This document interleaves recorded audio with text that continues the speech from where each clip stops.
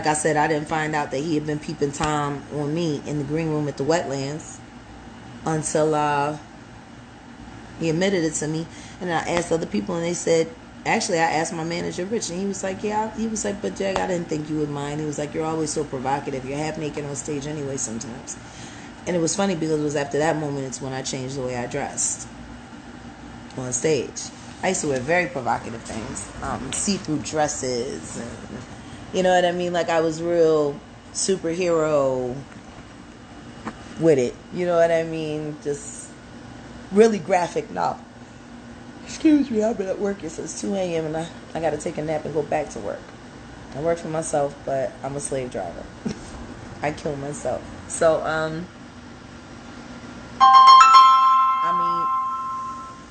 I don't know who this is. I'll call you back. But yeah, so I mean, we went through everything we went through. Tina Ferris, you know, while we was on the road, called my ex-husband, told him that me and Talib was having an affair. My ex-husband flies out. We go through all of that. I mean, we kind of just skipped past that. You know, me and him didn't really have no problems. It was just, we just moved forward. It was easy to do. Everybody's on the road. You know what I mean? You bump into each other at festivals or shows or, you know, industry events. And, you know, after a year or two, it doesn't matter so much anymore. They're doing what they're doing. You're doing what you're doing. Suck, keep it moving. But Talib and I had a moment where we started kind of kicking it as friends again. And, you know, he was always attracted to me.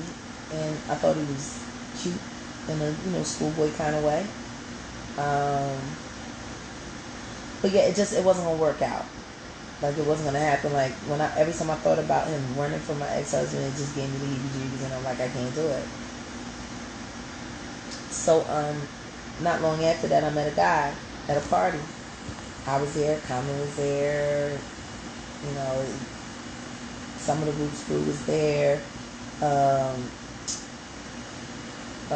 Mateen boys were there. Like, there was a lot of people around at this party, and I met a guy, and his name was Juju.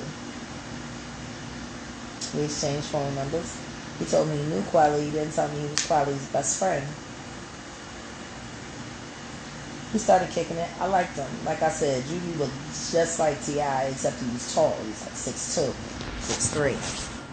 6'3". Tip more like 5'8", 5'9". And I was like, ooh, a tall T.I.? Oh, my God.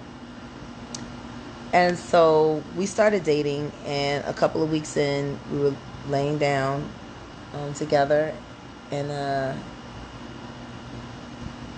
he like admitted the oddest thing to me, and he said, I want to apologize to you. And I'm like, well, for what? Well, you need to apologize to me for. We good. And he said, I'm not going to lie. The night that I met you, I was supposed to meet you. It wasn't just a coincidence. And I'm like, what do you mean it wasn't a coincidence? He was like, Talib asked me to see whether or not, you know, I could pull you. I was like, oh, really? Now, I had to sing America the Beautiful at for the Phillies that day,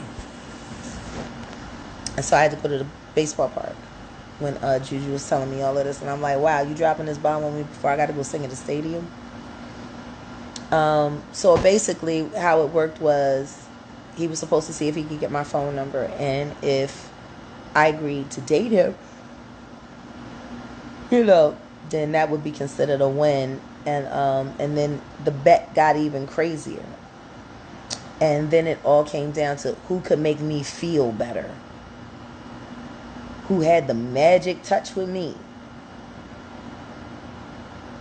And I'm like, are you kidding me? Like, this is what y'all niggas do. You sit around and make bets on who can get whose person into bed and what you can do. Like, this is what y'all niggas do?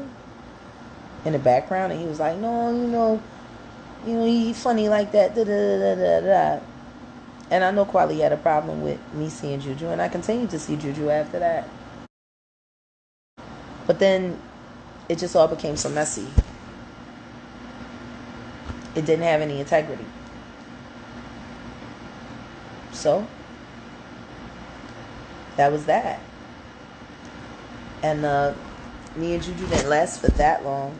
It was just after him admitting to me, and I appreciated him admitting to me that he and Kweli made a little bet about, who could get the job done better with me. Like,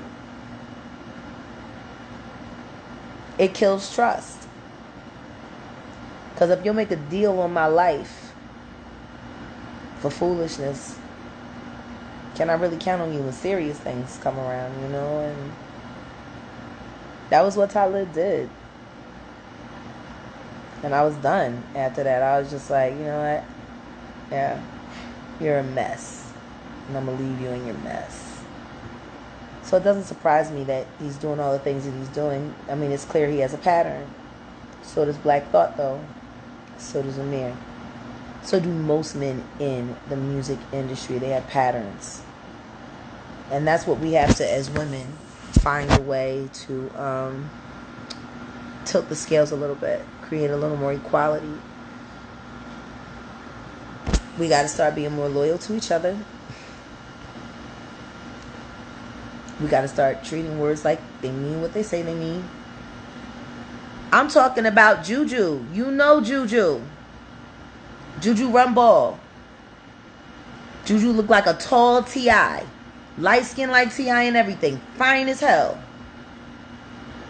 Juju used to come down to New Jersey when I was living in South Jersey. I used to come up to New York. Matter of fact, the last time I saw Juju, we stayed at the Micro something.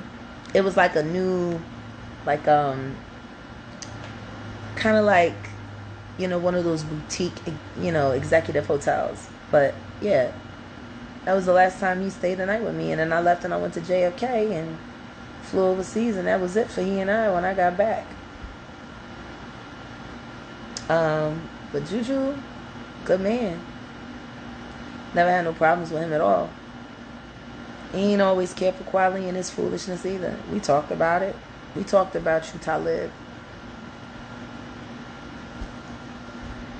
So what? I dated your best friend. How many women you done ran through their whole crew? I just dated your best friend. That was it. I wasn't ever going to date you again. So what did it matter if I kicked it with him? I wasn't losing nothing. But, call me crazy and tell me you got to pray for me. You're so pathetic that you have to make bets with women's vaginas too. He's a very sad person. Then when I saw these releases, like, you got an MO. What we have to do is we have to get rid of each other. Remember that these people out here are just people. They're human beings. They ain't no different thing. They messed up cousin, they messed up aunt, they messed up this, they messed up that. They got the same problems. The only difference is they got the yes man syndrome. See, they heard no label like in all years, yes. So like force a child and they take advantage of it. And that's what these guys do. They take advantage of women. They take advantage of the fact that you will be able to be near a woman like this if it wasn't for us being in this music and being on this bus, being in this music, being on this store, being in this music, being in this shoot. Like it's, and Me Too just skip right over hip hop. Like it didn't exist. Yeah, kind of sad. Stop making bets on people's body parts. Stop doing that. So Reek has appeal, but it becomes unattractive when he gets into a woman because he's self-loathing and he has issues with women.